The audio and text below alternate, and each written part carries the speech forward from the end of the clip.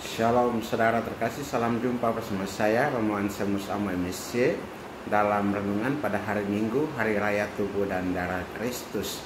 Selamat hari Minggu, selamat merayakan Hari Raya Tubuh dan Darah Kristus, dan selamat beribadah. Semoga Anda semua senantiasa sehat dan sukacita selalu. Saudara, hari ini suatu gereja merayakan Hari Raya Tubuh dan Darah Kristus, suatu perayaan yang menegaskan kehadiran nyata Yesus dalam sakramen Maha Kudus. Injil Lukas hari ini mengisahkan bagaimana Yesus memberi makan 5.000 orang dengan 5 roti dan 2 ikan. Ini bukan hanya mukjizat jasmani, tapi juga tanda profetis dari Ekaristi, di mana Kristus memberi dirinya sebagai roti hidup. Peristiwa ini menggemakan kisah dalam Kejadian pasal 14 ayat 18-20 saat Melkisedek, imam Allah yang Maha Tinggi, mempersembahkan roti dan anggur, gambaran awal dari persembahan Ekaristi. Dalam surat pertama Rasul Paulus pada jemaat di Korintus, Santo Paulus menegaskan bahwa Yesus sendiri yang menetapkan Ekaristi pada malam sebelum ia wafat. Inilah tubuhku yang diserahkan bagimu. Inilah cawan perjanjian baru dalam darahku. Dan dalam Mazmur tanggapan kita mendengar nubuat, engkau adalah imam untuk selama-lamanya menurut Melkisedek. Yesus adalah imam kekal yang mempersembahkan bukan kurban binatang, tetapi dirinya sendiri demi keselamatan kita. Santo Thomas Aquinas menulis dengan puitis dan teologis, Ekaristi adalah mukjizat terbesar, bukan karena apa yang terlihat, tetapi karena apa yang tak terlihat, yaitu Yesus Kristus sendiri. Sementara Paus Yohanes Paulus II menegaskan, Ekaristi bukan sekedar kenangan, tetapi peristiwa hidup dan kasih yang terus berlangsung.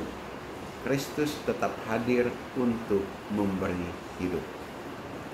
Saudara-saudari yang terkasih, bagaimana sekarang kita melihat makna agung Ekaristi yang dapat kita hayati dalam kehidupan kita setiap hari? Yang pertama, hidup sebagai umat Ekaristis. Kita dipanggil untuk meneladani Kristus yang memberi diri.